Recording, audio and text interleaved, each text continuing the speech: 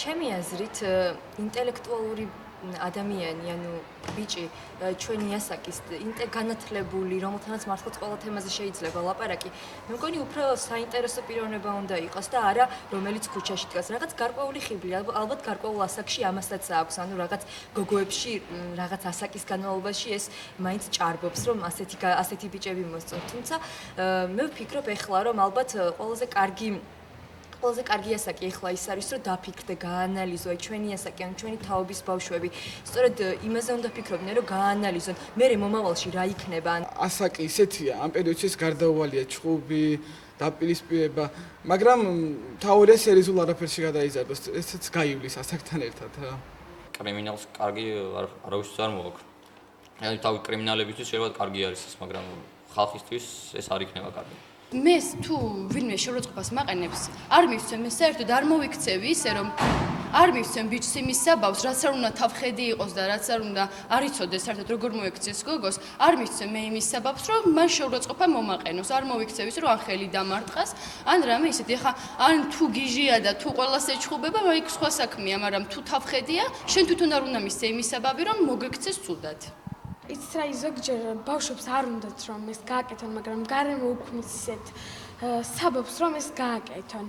არ გააკეთებენ და გარემოსგან გარიყოლები რჩებიან, ამის გამო თავთან იკეტებიან და მარტოობას ეჩვენენ და ეს ალბათ ძალიან ცუდია. მე უფრო დიდ პატივს ვცემ ისეთ ბიჭს, რომელიც უფრო განათლებულია და შეიძლება სულაც არ იყოს სკოლაში საუკეთესო მოსწავლე, მაგრამ როდესაც დაელაპარაკები ელემენტარულად შეეძლოს ნებისმიერ თემაზე ნორმალური და სრულფასოვანი პასუხის გაცემა. დღევანდელ თაობას რაც აღვწევს, განსაკუთრებით ეს ქუჩის პრობლემებია და ერთ-ერთი ესეთი პრობლემაა, როცა ეწევიან სიგარეტს ახალგაზრდა ბიჭები 13-14 წლის ასაკიდან იწყებენ, ზოგი უფრო პატარებიც. და ბევრჯერ შემხვედრია, რომ ძალიან აი პატარა ბავშვები, შეიძლება 8-9 წლის ბავშვები, რომლებიც უჭირავთ სიგარეტი, არც იციან რას ნიშნავს და ეწევიან და ბევრს გონია ეს, რომ არის მაგარი ბიჭი იქნება, გოგოს მოეწონება რაღაც, გააჩნია ყველა თავისებურად აღვარებს. საერთოდ როცა ვბაძავთ უცხოურ ქვეყნებს, კიდაც ამერიკას, ევროპას, იქ სიგარეტის მოწევა ითვლება დაბალ დონე ძალიან.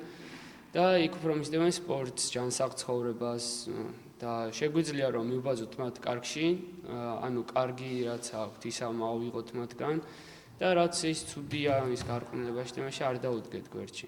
ეს არის უბრალოდ უსაქმურობის ამბავი, რომ ანუ უსაქმურობის გამო აქამდე მიდიან ბავშვები და თუ იქნება ადამიანი დაკავებული და უბრალოდ ფიზიკურად ვერ მიაღწევს იქამდე, ანუ ქუჩამდე და შესაბამისად ის არ იქნება კრიმინალი, ხო?